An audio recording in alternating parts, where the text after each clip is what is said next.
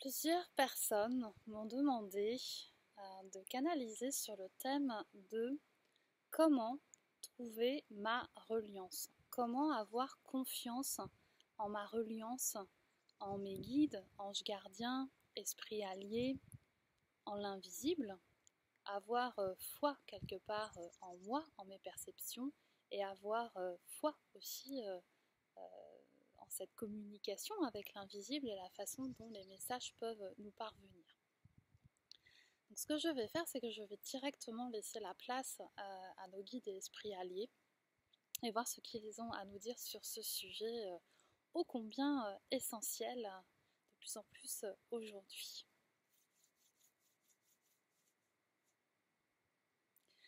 Reliance. La reliance démarre par cette reliance directement à vous-même. Vous faire confiance, mais surtout accepter l'ensemble de vos capacités et accepter aussi de parfois vous tromper. Si je n'accepte pas la faculté que j'ai de parfois me tromper, alors je suis sans cesse dans la peur de ne pas réussir, de ne pas capter de la bonne façon, de ne pas capter le bon message, de ne pas être sûr de mes perceptions sensorielles, sensitives. Si je n'accepte pas que parfois je vais interpréter à ma façon et voir par la suite qu'il y avait un sens caché ou un sens qui devait se révéler en seconde détente, alors bien sûr je ne reste que sur ce saut dans si je me trompe et si cela n'est pas juste. Alors je préfère ne pas écouter et ne pas aller dans le sens de ce que mes ressentis, mes inspirations, mes sensations vraiment physiques me communiquent. La reliance, c'est se relier à l'invisible, c'est se relier à cette mémoire du monde, tout ce qui existe. Chaque individu a la faculté de le faire. Écoutez bien ceci. Chacune d'entre vous peut se relier à la mémoire du monde. Ce ne sont pas seulement les médiums, les chamans, les gens dits connectés. Chaque être vivant a ce canal et chaque être vivant est relié à l'ensemble. Si j'accepte déjà que cette porte, ce tunnel, ce conduit existe, si je lui donne une forme, si je lui donne une image, une appellation dans mon système, dans ma cartographie, déjà j'ouvre cette porte. Parce que souvent, je veux me relier à l'invisible et à mes guides et aux anges, mais je ne sais même pas les définir. À quoi ça ressemble? C'est une porte, c'est une colonne de lumière, c'est monter en haut d'un grand arbre qui représente l'arbre du monde. Qu'est-ce que c'est pour moi la reliance? Quelle est ma cartographie personnelle? Alors je peux dessiner simplement ou chercher des images qui me parlent si je n'ose pas dessiner. Laisser venir ce qui vient sous mes doigts, sous mes mains. C'est une porte, c'est un escalier. C'est tout mon corps qui peut capter par chacun de ces portes ce qu'il y a à l'extérieur. Une fois que j'ancre déjà cette porte chez moi, nous allons l'appeler porte, cette ouverture vers l'invisible, déjà je lui donne une place et je lui donne vie. Commencez par dessiner cette ouverture, cette porte. À quoi ressemble-t-elle pour vous? Vous pouvez faire des collages, vous pouvez trouver une illustration qui corresponde parfaitement à cette définition. Et ensuite, une fois que cette porte existe, je me relie à moi, je me relie à mon cœur et j'accepte la partie qui sait, j'accepte la partie qui sent, j'accepte la partie intuitive. Elles sont là, elles fonctionnent, elles existent.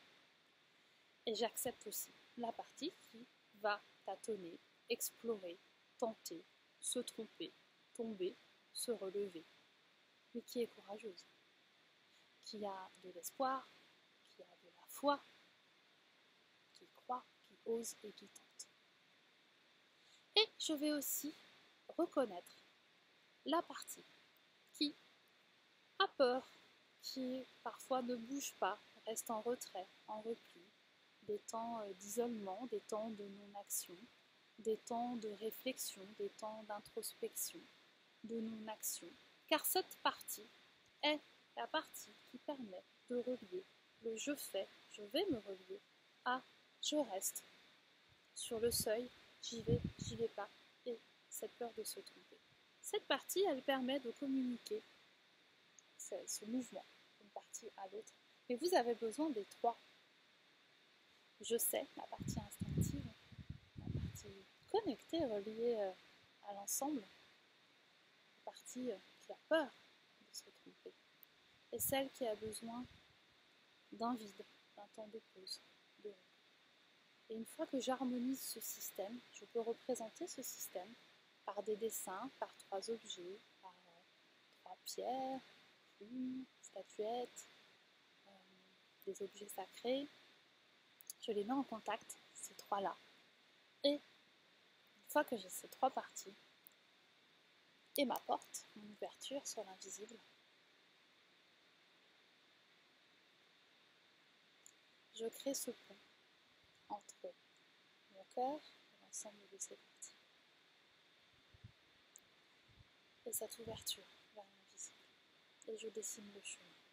Je vais dessiner concrètement dans la matière.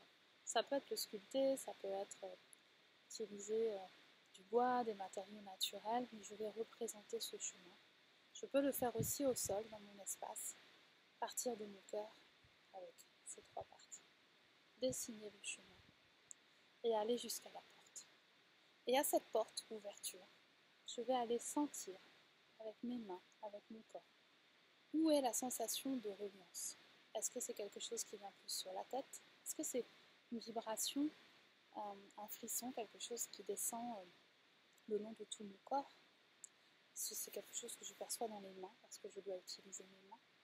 Comment cette reliance se manifeste-t-elle pour moi? Nous n'avons pas tous les mêmes canaux et les mêmes moyens de réception.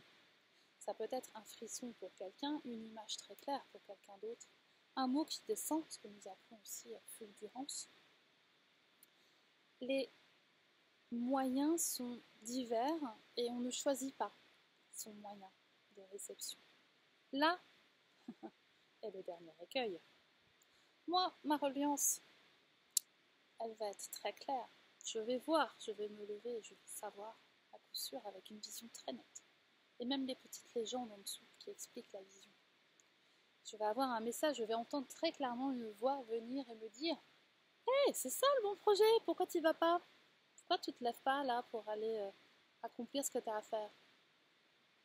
Et cette attente, cette image de comment devrait être ma reliance va venir interférer avec la partie qui sait, la partie qui a peur, je me trompe, je vais me tromper, ça ne va pas être juste, ça va être une catastrophe. Qu'est-ce que j'ai à perdre si je me trompe? Je vois que le résultat n'est pas bon et je continue mes expériences. Les expériences sont toujours menées plusieurs fois, parfois avant d'être concluantes. On ne réussit pas tout toujours du premier coup, mais on essaye. Et cette partie qui vient temporiser, qui vient dire, eh bien là, non là je me retire un peu, je souffle. Ok, bon allez, je vais aller voir ma peur, je vais aller voir mon envie. Allez, on se met en mouvement, on s'aligne et on y va.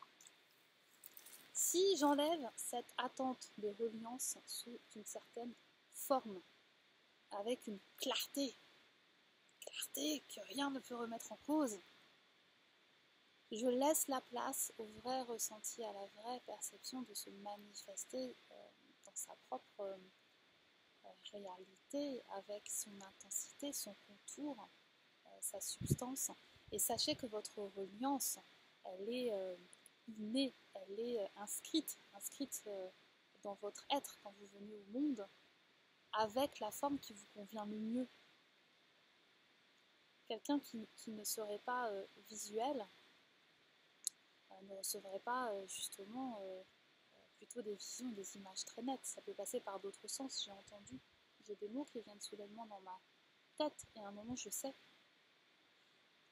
D'autres personnes qui sont très sensibles, artistes, créatrices, manuelles, ça va être plutôt le corps, les mains. Je sens, j'ai une vague de frisson qui me dit non, là ce n'est pas le bon chemin ou ce n'est pas le bon choix. Et puis je vais avoir la sensation inverse qui va être uniquement plaisir, joie.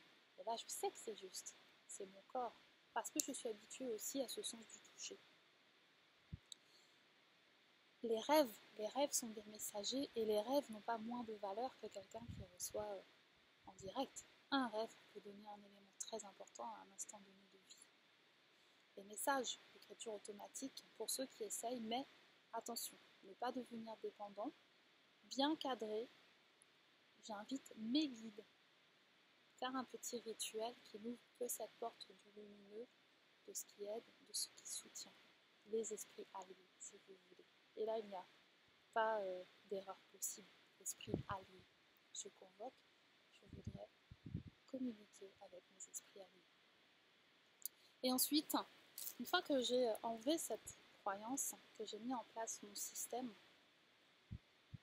ma porte, mon ouverture, que j'ai dessiné mon chemin qui existe, alors je sens, parce que c'est une question de sentir, de ressentir dans ses cellules, et d'avoir ce petit déclic boussole intérieur qui dit « oui, ça je dois écouter ».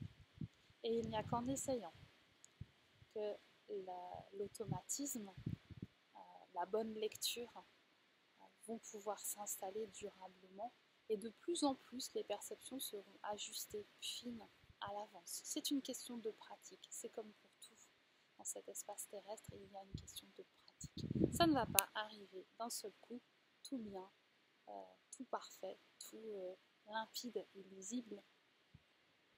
Ça se construit pas à pas et indulgence sur le temps que cela prend. Peu importe.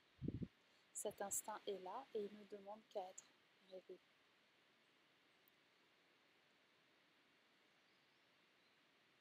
Beaucoup de choses se passent aussi la nuit quand vous êtes endormi. Votre esprit est endormi, mais votre âme continue de percevoir votre conscience.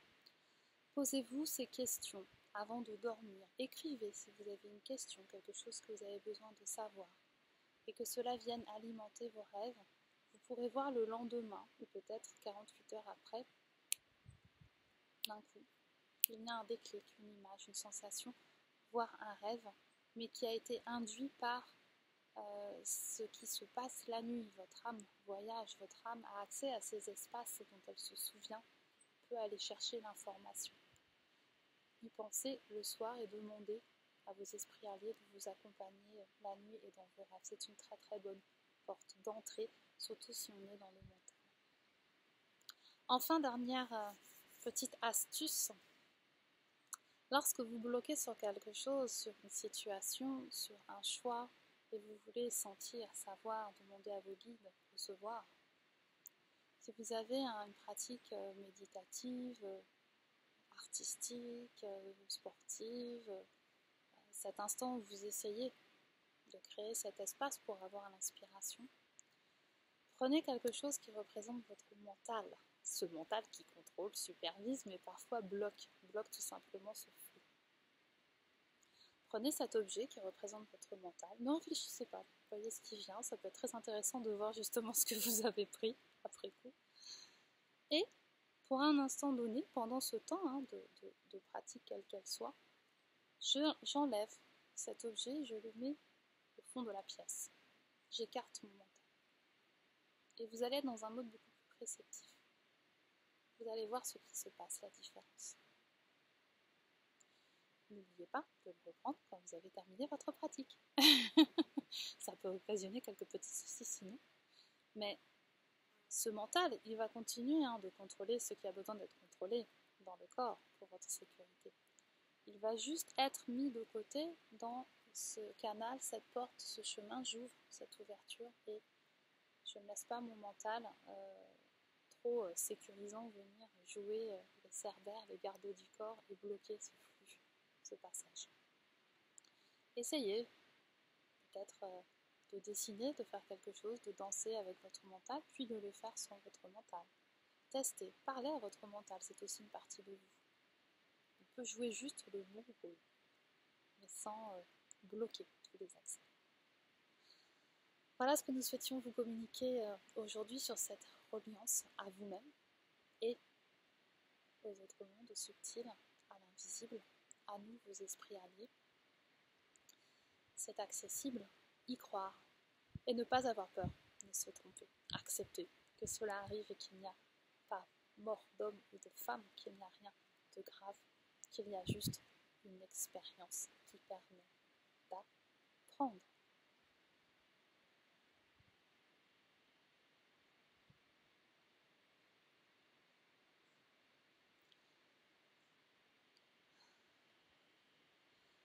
J'espère que ces mots vous aideront et qu'ils vous donneront envie d'aller explorer cette reliance avec moins d'attente, moins de poids, moins cette idée de reliance idéale ou idéalisée.